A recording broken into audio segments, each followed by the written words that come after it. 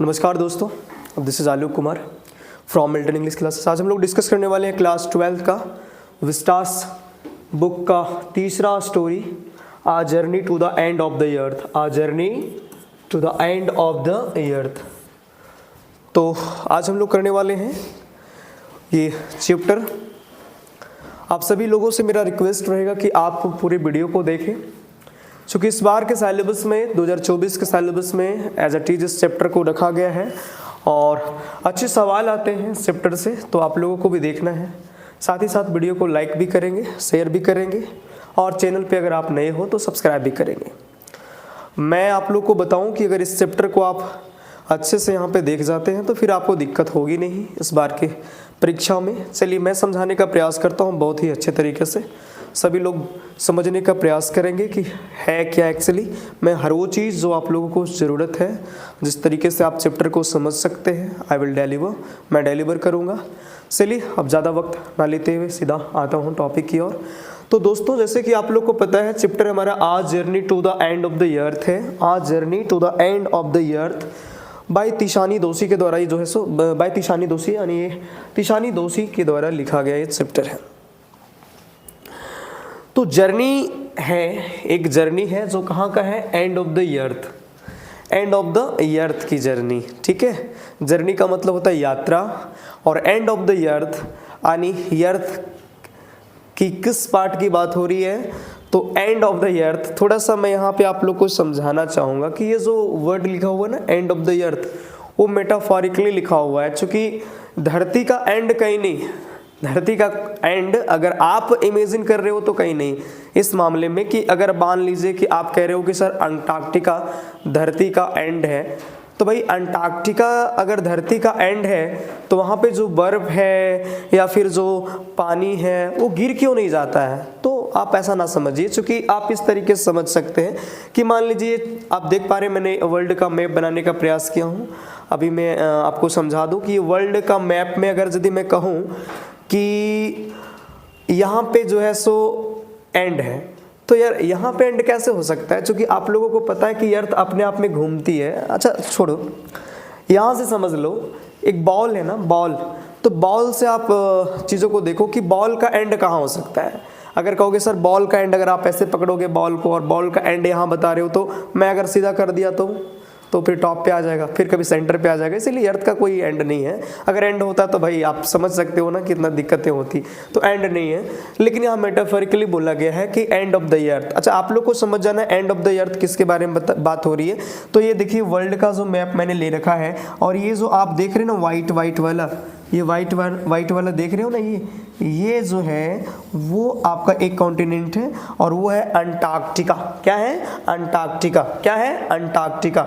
तो ये चूंकि इसलिए बताया गया है, चूंकि मैं आप लोग को बताने का प्रयास करता हूं दोस्तों। जैसे कि अगर मैं मानूं कि ये हमारा अर्थ है, तो अर्थ से ना एक काल्पनिक रेखा बीचों बीच खींच दिया गया है। काल्पनिक रेखा खींचने के बाद लोग इसका जो है सो नाम दे दिया गया है भूमध्य रेखा। क्या दे दिया गया है? भूमध्य रेखा या फिर इक्वेटर। और इसके ऊपर वाले भाग को नॉर्थ पोल कह दिया है और नीचे वाले भाग को साउथ पोल। ये चीज़ सिर्फ काल्पनिक रेखा है, ठीक है, ऐसी कोई रेखा जो है सो नेचुरल नहीं है, बस ये इमेजिनरी लाइन है।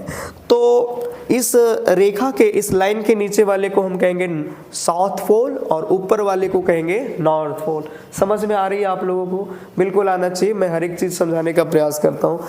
देखिए अभी क्लास जो चल रही है क्लास 12 का, वो ऑफलाइन और ऑनलाइन दोनों चल रहा है, ठीक है।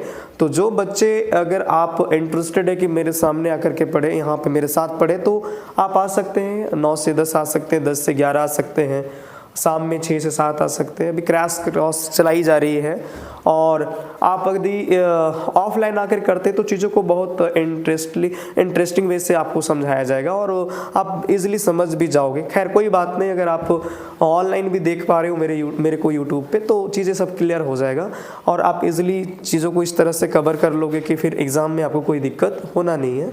तो चलिए मैं आपको बता रहा था, तो ये जो आप देख पा रहे हैं, मैंने चीज़ों को समझाने का प्रयास किया हूँ और यहाँ पे मैंने कुछ इमेजेस लगा रखा है जिससे कि आप बढ़िया से समझ पाओ इस चैप्टर को। तो मैं अब बहुत कुछ समझा दिया एंड ऑफ द अर्थ का मतलब, तो आपको अभी फिलहाल समझना है कि एंड ऑफ द अर्थ का मतलब है अंटार्कटिका। क्या है? अंटार्कटिका। ठीक है, अंटार्कटिका। क्या है? अंटार्कटिका। चलिए अभी मैं सबसे पहले ये समझाना चाहता हूँ कि अर्थ की जो हिस्ट्री रही है वो किस प्रकार रही है। हिस्ट्री तो देखो अर्थ की जो हिस्ट्री रही है वो इस प्रकार रही है। यहाँ पे 200 मिलियन ईयर्स एगो, एक्चुअली इससे पहले की बात है, लगभग 500 मिलियन ईयर्स की एगो की बात ये समझ लीजिए ना। पहले लैंड जो होता था ना, ये मतलब अर्थ था वो इस स्ट्रक्चर में था, अर्थ था जो इस स्ट्रक्चर में था।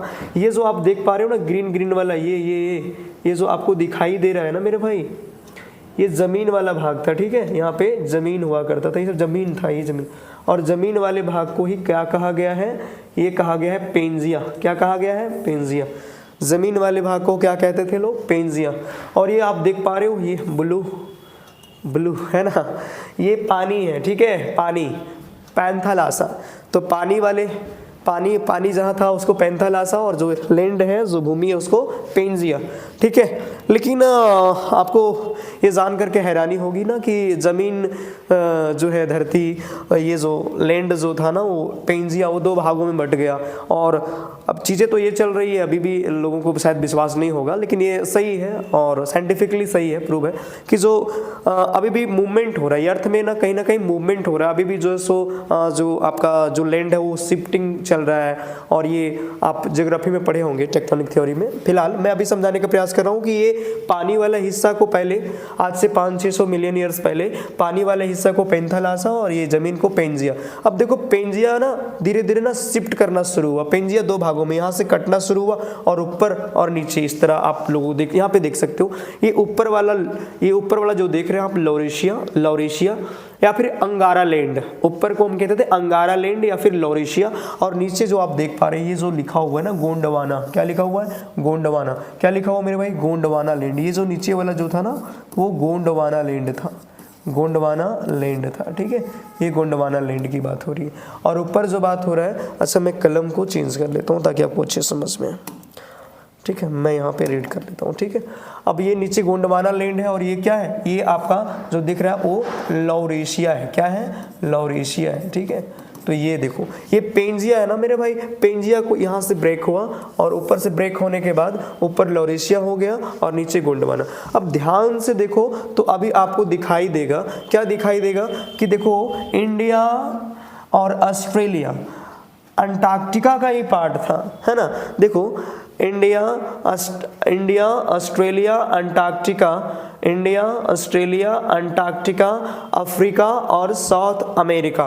ये जो आप देख पा रहे हैं, साउथ अमेरिका हो गया, अंटार्कटिका हो गया, और इंडिया हो गया, ऑस्ट्रेलिया और अंटार्कटिका, ये ना एक ही लैंड का भाग हुआ करता था जिसको हम लोग कहते थे गोंडवाना लैंड। क्या कहते थे मेरे भाई, गोंडवाना लैंड। क्या कहते थे, गोंडवाना लैंड, ठीक है।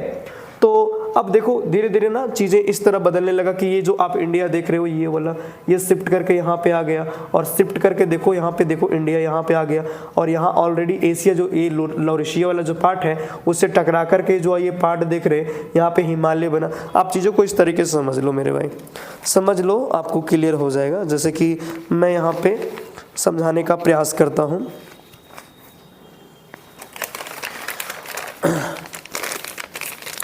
जैसे सपोज दैट अभी हम यहाँ 2 चीज़ें रखते हैं। अब ये 2 चीज़ें हैं और ये दोनों जब टकराएगी, आपस में टकराएगी, जब आपस में टकराएगी तो ये टकराने के बाद क्या हो रहा है, देखिए उठ रहा है ना ऊपर, तो ये उठेगा, तो उठा है ना, ये उठ गया है। और उठने के तत्पश्चात जो है सो हिमालय का तैयारी, हिमालय जो है सो इतने बड़ा जो माउंटेन रेंज है वो भी बना उसी से।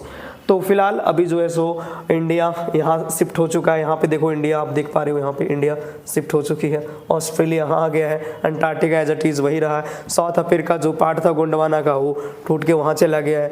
अब अफ्रीका जो यहाँ है, तो अब अलग अलग है। पहले गोंडवाना लैंड एक ही साथ एक ही पार्ट हुआ करता था, देखो साथ साथ है ना, साउथ अमेरिका हो गया, अफ्रीका हो गया, इंडिया, ऑस्ट्रेलिया और अंटार्कटिका। अब देखो अंटार्कटिका यहाँ, ऑस्ट्रेलिया यहाँ, इंडिया यहाँ, अफ्रीका यहाँ, साउथ अमेरिका यहाँ। तो देखो कितना चेंजेस हुआ। और ये जो चेंजेस है ना भाई, वो 1, 2 साल, 4 साल, 10 साल में नहीं होता है, लाखों करोड़ों साल लगते हैं चेंज। अब बहुत सारे लोगों का सवाल होता है कि सर अगर यदि यहाँ से चेंज हो गया है तो क्या इंडिया इधर भी जा सकता है? अरे देखो, तो हम लोगों को क्यों नहीं पता चल रहा है कि इंडिया कहाँ जा रहा है? निश्चित तौर पर, चूंकि हमारे आए हुए कितने साल हो गए, 200, 300, 400, 500, इतना तो नहीं हुआ ना मेरे भाई। हाँ 18-20 हुआ। अच्छा 200, 500, 1000 साल भी हो जाते ना तो फर्क नहीं पड़ता, क्योंकि ये जियोलॉजिकल जियोलॉजिकल क्लॉक से ना, जियोलॉजिकल क्लॉक के अनुसार ये 2-4 सेकेंड है। 2000-3000 साल तो 2-4 सेकेंड है ना मेरे भाई। तो अब आप ऐसा ना सोचिए, इसी चैप्टर में आप लोग को बताऊंगा मैं कि मनुष्य को आए हुए ना इस धरती पे मात्र 12,000 साल हुए। कितना साल? मात्र 12,000। अच्छा 12,000 बहुत बड़ा है, लेकिन 12,000 साल देखो जियोलॉजिकल क्लॉक के अनुसार ना वो 2-4 सेकेंड हुआ है, ठीक है। तो आप देखो जियोलॉजिकल जो बात है ना, इसके हिसाब से मनुष्य आए हुए 2-4 सेकेंड हुआ है। जब 2-4 मिनट हो जाएगा ना भाई, तो पता ना क्या हो जाएगा, पता नहीं। अभी 2-4 सेकेंड हुआ है और ऐसे कुछ होने लगी है। आपको मैं बताऊंगा अभी डाटा, 2-4 डाटा मैं आप लोग को बताऊंगा जो थोड़ा सा आपको हैरानी में डालेगा। फिलहाल कोई दिक्कत नहीं, मैं आपको समझाने का प्रयास कर रहा हूँ कि ये हिस्ट्री है, क्योंकि जब तक आप ये ना समझोगे तब तक ये चैप्टर आपको अच्छी से समझ नहीं आएगा, इसीलिए मैं समझाने का प्रयास करता हूँ। तो ये पहले आप देख पा रहे हो पेंजिया और पेंथालासा के बारे में मैंने बताया, फिर लॉरेशिया और गोंडवाना के बारे में, फिर ये अलग अलग होकर के शिफ्ट हुए। अभी देखो ये जो नीचे वाला पार्ट है ना, मैं यहाँ पे इसको जूम करके लगा रखा हूँ, ये जो पार्ट है वो अंटार्कटिका का है, यहीं से उठाया। देखो अंटार्कटिका के बारे में आपको मैं बता दूं, अंटार्कटिका एक ऐसे कॉन्टिनेंट है जहाँ पे ह्यूमन बींग जो है सो एग्जिस्ट नहीं करता है। कुल मिलाकर अगर बात की जाए तो यहाँ पे लोग जाते हैं सिर्फ जर्नी के पर्पज से, ट्रेवल करके जाते हैं जर्नी के पर्पज, या फिर कुछ हिस्ट्री वगैरह को रिकॉर्ड करना वगैरह होता है तब भी जाता है। यहाँ पे कोई घर बसा के नहीं रहेगा, क्योंकि यहाँ पे ना दुनिया का 90% आइस जमा है। दुनिया का 90% आइस जो है ना वो स्टोर है यहाँ पे। अच्छा एक चीज़ और मैं बताना चाहूँगा यहाँ पे कि यहाँ पे बेल्जियम जानते हैं, बेल्जियम जो कंट्री है उससे बड़ा तो यहाँ पे चट्टान है, बर्फ का चट्टान है भाई। ये ऐसी हालत है यहाँ पे, हालत नहीं अच्छी बात है। और यहाँ पे बेसिकली मैं आपको एक चीज़ और जानकारी देना चाहता हूँ कि जो अंटार्कटिका है वो अंटार्कटिका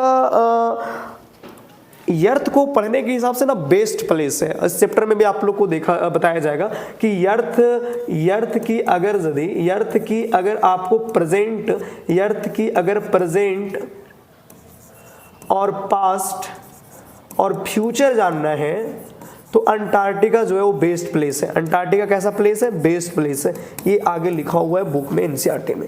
तो यहाँ पे कहा जा रहा है if you want to know about the present, past and future of the earth then you must visit Antarctica. चूंकि अंटार्कटिका बेस्ट प्लेस है तो अंटार्कटिका बेस्ट प्लेस है। Antarctica is the best place to know about the present, past and future of the earth. अब क्यों best continent है और best place है इसके बारे में बताऊं, तो अब इतनी सी बात समझ में आ गई आप लोगों को या दोबारा समझाना पड़ेगा?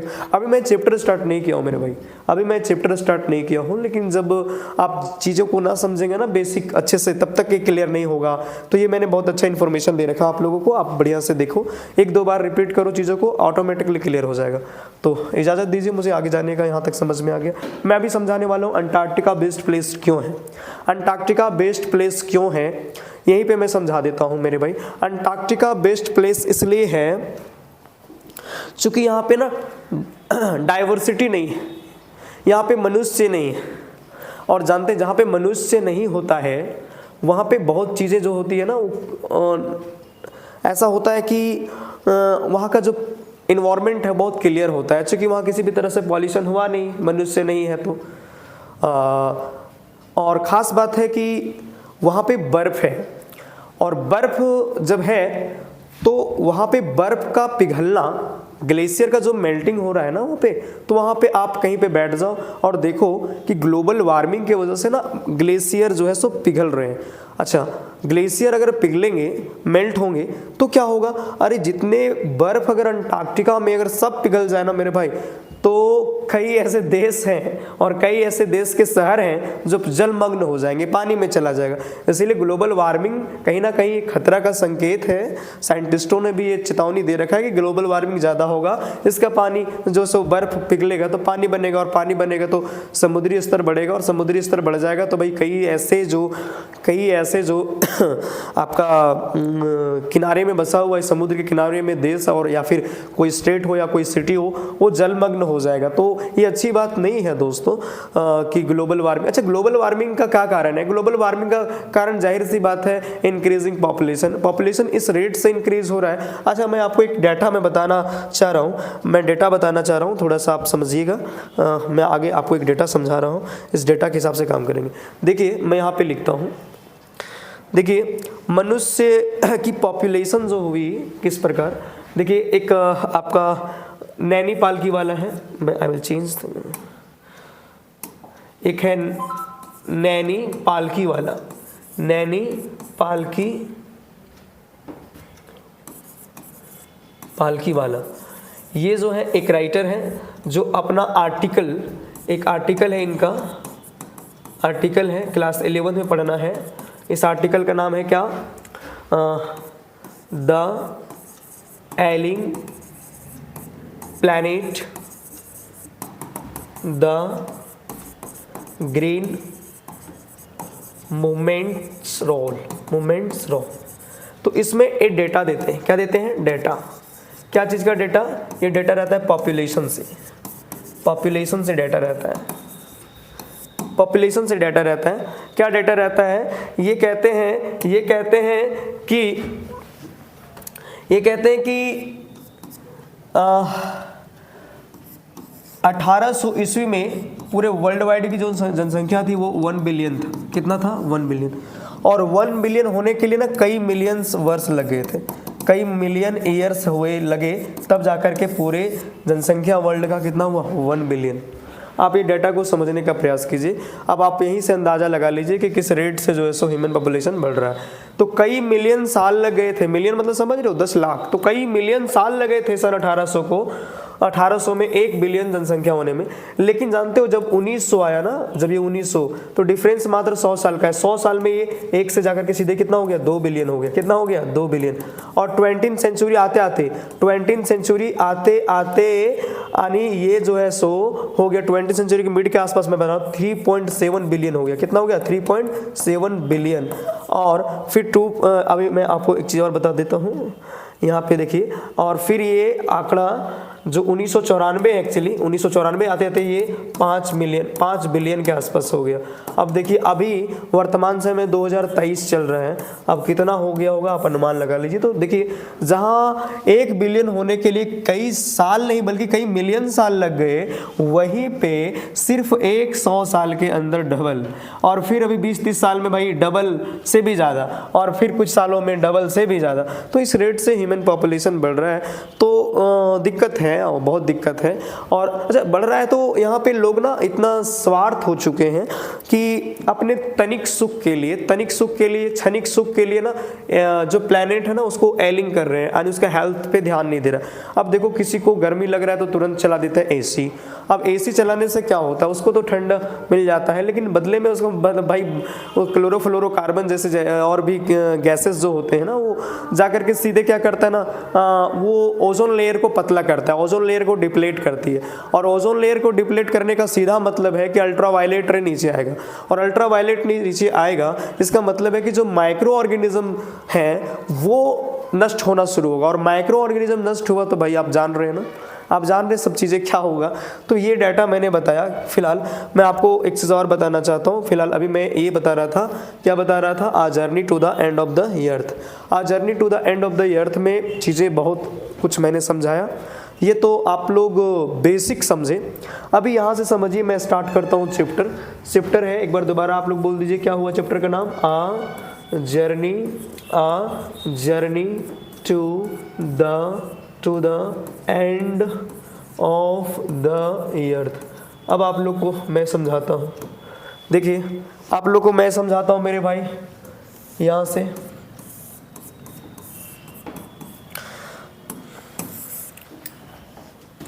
देखिए शुरू से मैं लिख देता हूँ, आप लोग समझिएगा। शुरू से मैं लिख देता हूँ, तिसानी दोषी,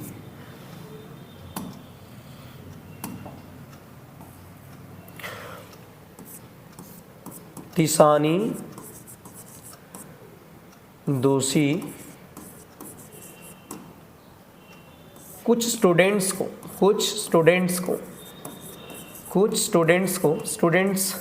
वो भी कैसा स्टूडेंट्स, हाई स्कूल के स्टूडेंट्स को, हाई स्कूल के स्टूडेंट्स को ले जा रही का एंड ऑफ द अर्थ। और एंड ऑफ द अर्थ आप लोग को पूछ ले एग्जाम में तो क्या होगा, अंटार्कटिका। क्या होगा, अंटार्कटिका। ठीक है, तो तो अंटार्कटिका ले जा रही है एक जर्नी के तौर पे। तो यहाँ पे देखिएगा चीज़ों को किस तरीके से क्या क्या चीज़ हुआ। अब देखो मेरे भाई,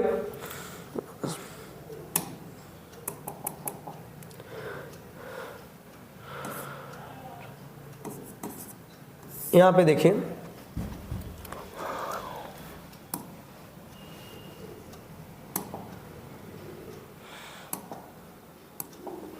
यहाँ पे मैं आपको सीधे लेके चलता हूँ।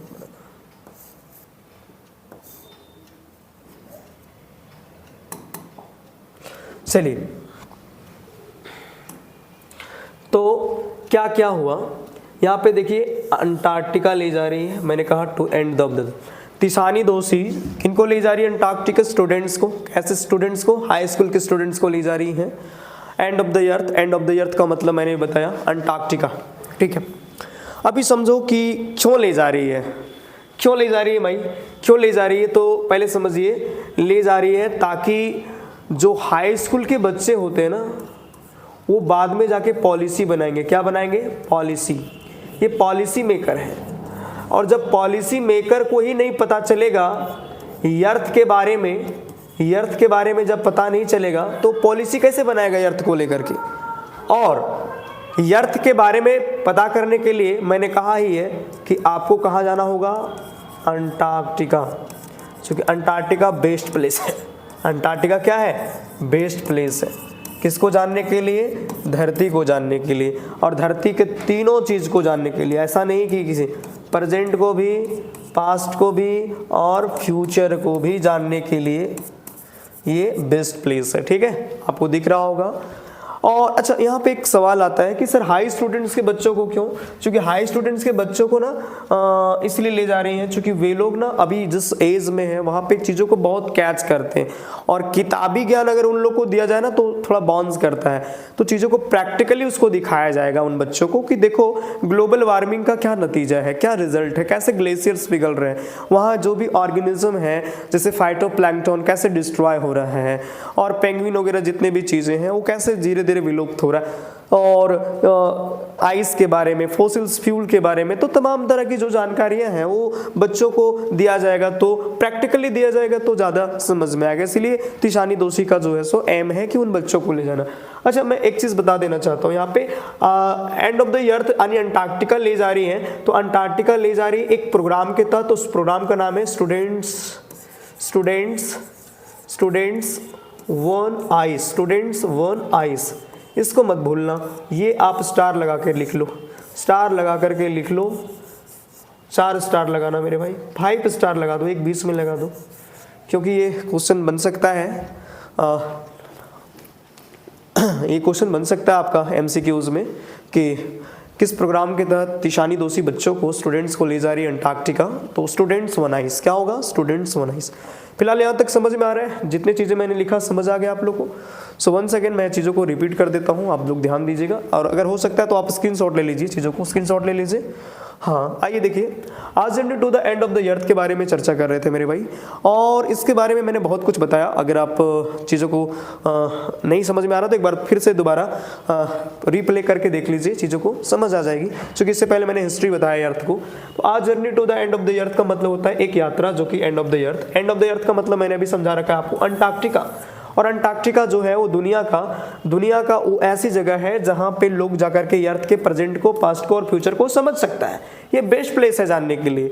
अच्छा, तिशानी दोषी जो राइटर है ना, कुछ बच्चों को ना एक प्रोग्राम के तहत, जिसका नाम क्या होता है? स्टूडेंट्स वन आइस, इसके तहत ले जा रही है। और किन बच्चों को ले जा रही है? तो स्टूडेंट्स को ले जा रही है, हाई स्कूल के स्टूडेंट्स को, हाई स्कूल के स्टूडेंट्स को ले जा रही है, क्योंकि ये लोग जाकर के पॉलिसी बनाएंगे बाद में अर्थ को लेकर के। तो ये लोग को अर्थ के बारे में अवेयर करवाया जा रहा है, जानकारी दे रहा है। फिलहाल यहाँ तक समझ में आ गया आप लोगों को? फिलहाल यहाँ तक समझ में आ गया? बोलो समझ में आ गया? अब मैं इसको छोटा सा करता हूँ, थोड़ा सा छोटा, और मैं इधर शिफ्ट करता हूँ इसको। Okay okay okay okay okay, थोड़ा सा इधर जाओ। चलिए, अब देखो मैं और चीज़ें समझाता हूँ। अच्छा, ये लोग जा रहे हैं तो अंटार्कटिका कैसे जाएगा मेरे भाई? तो किसी से मतलब तैर के तो नहीं जा सकता, नहीं सब तैर के तो नहीं जा सकते, क्योंकि ये लोग 1-2 नहीं है बल्कि 50 से भी प्लस है, तो ये लोग तैर के नहीं जा सकती। तो जहाज है, एक रशियन रिसर्च है, बेसिल है, जिसका नाम एकेडमिक, क्या नाम है? एकेडमिक, एकेडमिक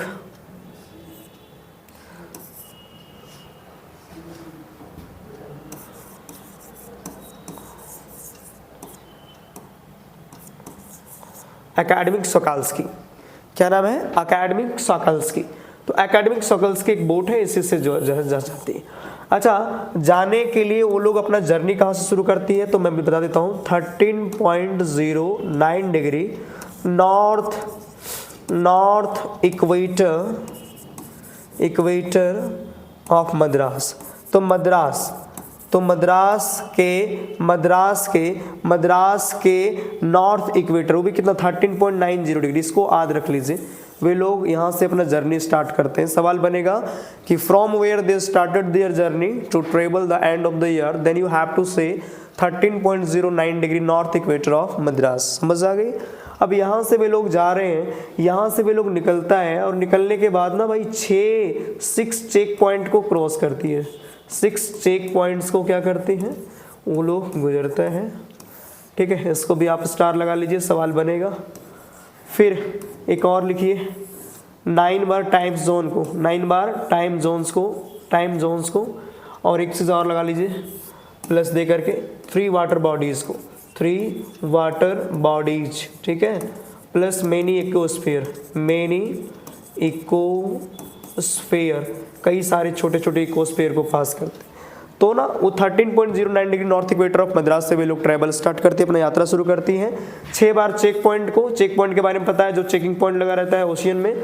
टाइम जोन तो पता है सभी लोगों का, सभी देश का अलग अलग अपना टाइम जोन होता है, टाइम स्टैंडर्ड होता है। तो कहने का मतलब 9 टाइम जोन पास करी, 6 चेक पॉइंट और 3 वाटर बॉडीज। 3 वाटर बॉडीज का मतलब होता है 3 अलग अलग महासागर को, ठीक है, और कई छोटे छोटे जो आइलैंड है, मैनी इकोस्फेयर है, उसको पास करके वो फाइनली कहाँ पहुँच जाती है? वो फाइनली कहाँ पहुँचती है? अंटार्कटिका। कहाँ पहुँचती है? अंटार्कटिका पहुँचती है, ठीक है। और अंटार्कटिका पहुँचने में मेरे भाई यहीं पे मैं लिख देता हूँ, अंटार्कटिका पहुँचने में कुल मिला के 100 आवर्स लगते हैं। कितने आवर्स लगते हैं? 100 आवर्स। ये जितना वो ट्रेवल करती है बस, कार से, एरोप्लेन से, बोट से, वो सबका टाइमिंग इसमें इंक्लूड रहता है। तो यहाँ पे वो पहुँच जाते हैं, अंटार्कटिका पहुँच जाती। तो यहाँ पे पहुँचने के बाद आप लोगों को समझ यहाँ तक आ गया ना कि कहाँ तक वो पहुँच गई, कैसे कैसे जो चीज़ें हुआ, मैंने आप लोग को अच्छे समझा दिया। एक बार आप दोबारा देख लीजिएगा, बाकी मैं आपको आगे लेके चलता हूँ। चलिए थोड़ा सा क्लास और मैं चलूँगा, इसका 2 पार्ट बनेगा, पार्ट 1 और पार्ट 2। अभी आप थोड़ा समझने का प्रयास करें।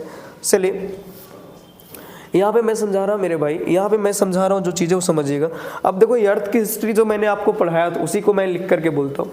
देखिए ये अर्थ की हिस्ट्री में आपको मैं बताऊँ गोंडवाना लैंड के बारे में, तो यहाँ आपसे पूछा जाएगा कि गोंडवाना लैंड जो है, ये जो आपने पोर्शन देखा था गोंडवाना लैंड का, वो कितने 100 साल तक चला था इस तरह।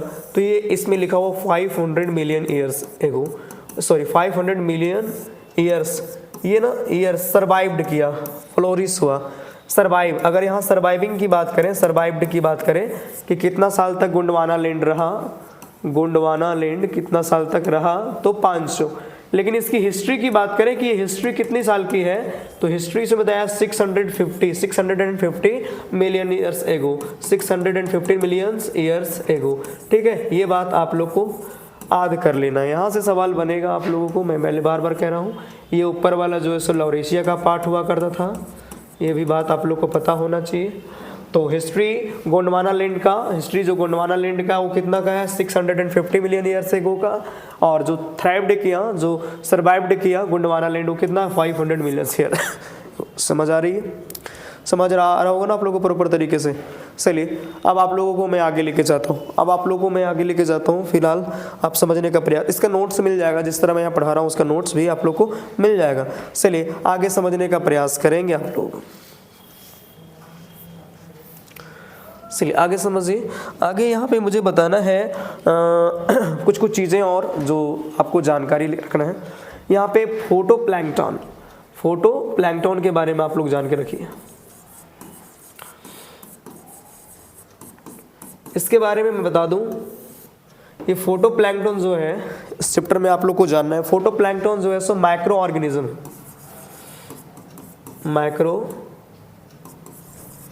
ऑर्गेनिज्म, ठीक है, और ये ग्रास की कैटेगरी में आता है, घास की कैटेगरी में आता है, ठीक है, ग्रास।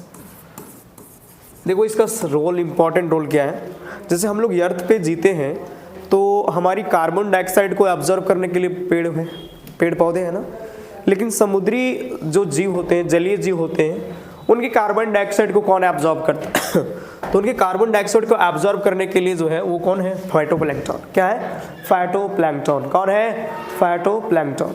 कौन है, फाइटोप्लैंक्टन। और फाइटोप्लैंक्टन जो है वो क्या है, माइक्रो ऑर्गेनिज्म है और ये कार्बन डाइऑक्साइड को एब्जॉर्ब करने का काम करता है। लेकिन फाइटोप्लैंक्टन क्या हो रहा है ना, फाइटोप्लैंक्टन धीरे धीरे नष्ट हो रहा है। नष्ट किससे हो रहा है, अल्ट्रावायलेट रे, यूवी रे। किससे, यूवी रे। अच्छा यूवी रे से क्यों, यूवी रे से तो आपको पता ही कितना खतरनाक रे है। यूवी रे क्यों आ रहा है, तो यूवी रे क्यों आ रहा है, तो आप लोग को पता है यूवी रे तभी आएगा ना जब ओजोन लेयर कमजोर हो जाएगा, है ना। Ozone layer, ozone layer, ozone layer, sorry,